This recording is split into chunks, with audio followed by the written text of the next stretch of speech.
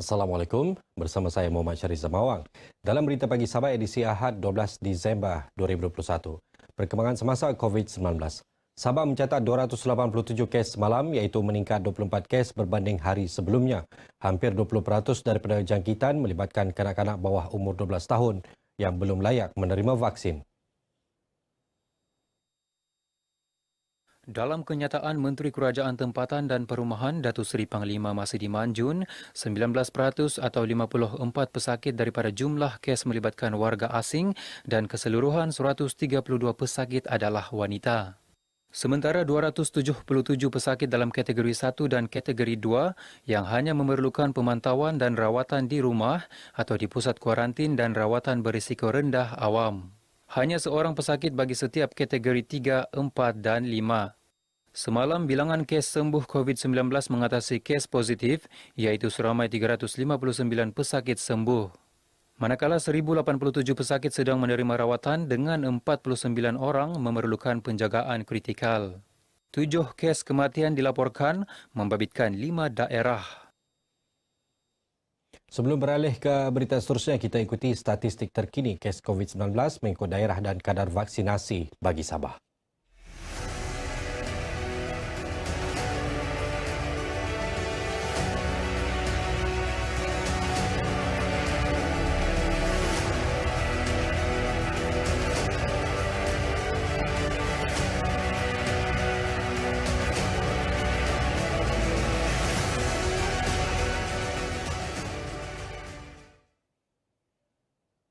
Program pendidikan berteraskan sains dan teknologi dapat memberi manfaat yang lebih luas tanpa mengira batas golongan masyarakat. Ia menerusi program Ranger Muda Taman-Taman Sabah Lautan Maya, keajaiban Taman-Taman Sabah yang mengintegrasikan sains alam semula jadi yang disertai secara maya oleh 3,520 peserta. Menurut Menteri Sains, Teknologi dan Inovasi Datuk Yaakob Han, program pendidikan alam semula jadi ini telah membawa pelajar secara maya ke 4 lokasi pemeliharaan flora dan fauna ikonik di Taman-Taman Sabah TTS, iaitu Mangrove Nature Trails di Pulau Gaya, Taman Botanikal di Taman Kinabalu dan Pusat Pemeliharaan Penyu di Taman Pulau-Pulau Penyu. Saya yakin program ini adalah satu program yang akan menjadi satu tren baru kepada sekolah-sekolah selain jabatan-jabatan kerajaan yang terlibat. Dengan keadaan pandemik COVID yang menghadkan pergerakan kita. Beliau berkata demikian kepada RTM sempena Majlis Penutupan Program Berkenaan di Pulau Manukan. Datuk Yaakob berharap program seumpama dapat diteruskan bagi memberi ilmu pengetahuan dan meningkatkan kesedaran masyarakat, khususnya rakyat Sabah untuk bersama-sama memelihara khazanah alam semula jadi. Sementara itu, pengarah TTS Dr. Maklarin Lakim berkata program ini mampu memupuk semangat cintakan alam semula jadi, terutama dalam kalangan generasi muda. Kita memiliki peluang untuk menonjolkannya kepada orang-orang awam, terutama generasi muda sekarang ini, supaya mereka memahami dan mengetahui kewujudan flora fauna, kehebatan, kegemilangan alam semula jadi ini. Dengan demikian mereka mencintainya, mencari jalan bersama-sama membantu untuk memelihara kekayaan alam semula jadi ini. Tambahnya, pihaknya berhasrat mengadakan program pendidikan secara bersemuka pada masa hadapan menerusi 4 modul Ranger Muda Taman, iaitu pemeliharaan hutan, pelindungan hidupan liar dan spesies terancam, pengembara sungai serta penjelajah lautan. Seramai 150 peserta terdiri kanak-kanak dan remaja menyertai program berkhatan anjuran kali kedua Unit Pembangunan Masyarakat N24 Tanjung Keramat. Program selama sehari itu berlangsung dengan pematuhan prosedur operasi standard SOP ditetapkan. Menurut Menteri Pembangunan Masyarakat dan Kesejahteraan Rakyat, Datuk Shah Helmi Yahya, program berkatan beramai-ramai ini bagi membantu keluarga yang tidak berkemampuan selain memberi motivasi kepada kanak-kanak lelaki untuk berkatan. Membantu meringankan beban keluarga daripada masyarakat yang ada di kawasan Tanjung Keramat dan juga daerah Putatan ini, selain daripada tanggungjawab sosial kita kepada masyarakat untuk memenuhi tuntutan agama bagi kanak-kanak lelaki yang sedang meningkat dewasa untuk berkhatan. Beliau ditemui pemberita RTM selepas merasmikan program berkenaan di Putatan. Sementara itu, ibu bapa dan peserta program menyambut baik inisiatif ini. Kalau macam ni bagus untuk budak-budak ni. Kalau sendiri memang dia takut. Kalau ada kawan-kawan lagi bagus.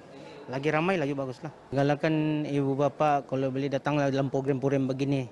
Macam gementar sikit. Pada mulanya tidak mau juga, tapi semalam kena beritahu Mi mau sunat hari ini. Jadi macam tu kejutlah bila dapat tahu. Saya perlu berkata sebab untuk menjaga kebersihan, untuk menggalakkan semua untuk sunat. Ada nervous lah sikit. Sebab lama kan tak kena ni, selalu ambil darah kan. Dia macam nervous lah, berdebar juga lah jantung. Umat Islam kan sebagai lelaki, dia perlulah sunat, wajib lah. Kalau lepas sunat, jagalah kesihatan, jaga kebersihan lah.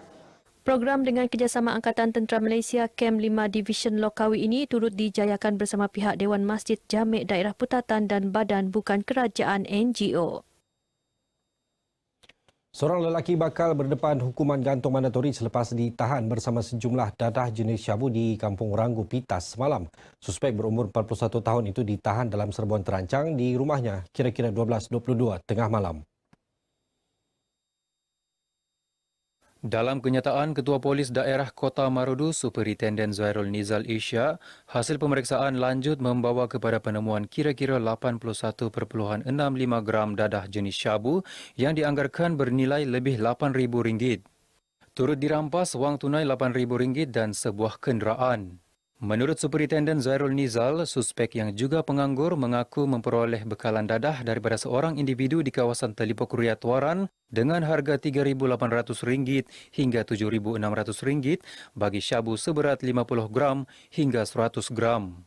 Bekalan dadah yang diambil sejak Oktober lalu itu untuk dijual di sekitar Pitas. Siasatan juga mendapati suspek mempunyai rekod jenayah lampau berkaitan dadah. Suspek kini direman untuk disiasat mengikut Seksyen 39B dan Seksyen 39E-1 Akta Dadah Berbahaya 1952.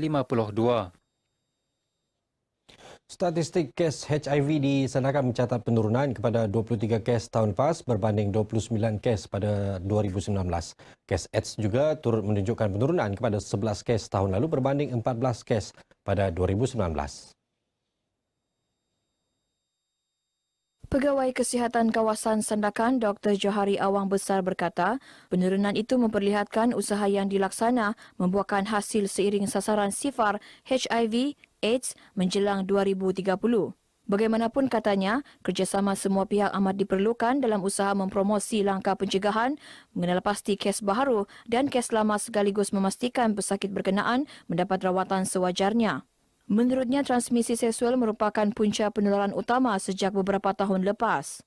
Kita akan menggunakan agensi dan juga mereka yang boleh mendekati untuk mengenal pasti bagi mereka dapatkan info tentang safe sex dan kaedah untuk mengelakkan berlakunya kes HIV untuk pencegahan dan seterusnya untuk mereka dirawat. Kita bimbang kalau mereka ni disakiti, mereka tidak dikesan, tidak mengamalkan pencegahan, kita bimbang jangkitan itu akan terus menular. Beliau ditemui media selepas merasmikan sambutan Hari AIDS Sedunia 2021 peringkat daerah Sandakan. Sambutan bertemakan akhiri ketidaksamarataan, akhiri AIDS, akhiri pandemik ini diisi dengan pelbagai program antaranya pameran, kuis, video TikTok dan cabutan tiket bertuah. Dalam perkembangan lain, Dr. Johari memaklumkan Sandakan mencatat sebanyak 59.6% atau 248,421 individu dewasa dan remaja yang telah lengkap 2 dos vaksin COVID-19 setakat ini. Manakala 62.1% atau 258,836 individu telah menerima sekurang-kurangnya 1 dos vaksin. Bagi suntikan dos penggalak, 8,907 dos telah diberikan kepada penerima vaksin jenis Pfizer dan 1,304 dos penerima Sinovac. Sementara itu, mengenai projek penilaian pantas dan operasi vaksinasi REVO yang berakhir hujung bulan lalu, ia telah bergerak ke 379 lokaliti, termasuk 110 lokaliti yang dilawat berulang. Melalui program ini, seramai 84,652 individu telah divaksinasi. Seramai 96 pelajar tahfiz menerima sijil masing-masing dalam Majlis Convocation Akademi Quranis Al-Mubarak, Madrasah Al-Mubarak dan Madrasah Tahfiz Al-Quran Al-Karim Al-Mubarak, Masjid Bandaraya Kota Kinabalu. Penyampaian sijil tersebut disempurnakan Pengarah Jabatan Kemajuan Islam Malaysia, JAKIM Cawangan Sabah, Datuk Nurjeli Dais. Ketika ditemui RTM, Datuk Nurjeli menzahirkan ucapan tahniah kepada pelajar dan penghargaan atas kerjasama erat pihak pengurusan masjid, para guru dan ibu bapa menjayakan majlis berkenaan. Jelasnya kerjasama antara ketiga-tiga pihak merupakan elemen penting dalam memastikan madrasah berjaya mencapai matlamat dan kecemerlangan. Mudah-mudahan program seperti ini dapat kita dokong, dapat kita sokong supaya dia lebih cemerlang. Kita yakin insya-Allah dengan adanya program seumpama ini Masjid Bandaraya akan lebih ke tengah dalam mencapai tujuan masjid yang cemerlang. Saya berterima kasih banyak-banyak dekat ibu dengan ayah saya. Banyak bantu saya dalam selama saya dekat dalam sekolah ni. Mereka berdua yang banyak bantu saya, dan akhir sekali saya mengucapkan terima kasih kepada guru-guru dengan rakan-rakan saya yang banyak membimbing saya selama saya di sini. Saya merasa sangat gembira anak sudah mencapai apa yang dia inginkan. Moga selepas ini anak saya dan anak-anak ibu bapa yang lain dapat melanjutkan lagi pengajian dalam bidang agama di yang lebih tinggi lagi lah. Alhamdulillah, bersyukur kehadirat ilahi, terutamanya Ustaz saya dan ibu bapa saya yang tidak berhenti mendidik saya dalam menuntut ilmu dan belajar Al-Quran. Convocation kali ini diadakan serentak berikutan majlis tersebut tidak dapat dilaksana tahun lalu berikutan pandemik COVID-19. Baik, sekian berita pagi Sabah. Terus patuhi SOP bagi mengekang penularan COVID-19. Lindung diri, lindung semua. Saya Muhammad Syarisa Mawang. Salam hormat. Sabah tanah airku tercinta, bersatu padu serta merdeka. Negeriku yang aman harmoni, transformasi kecapi dinikmati. Satu aspirasi, satu destinasi, visi dan misi milik kita semua.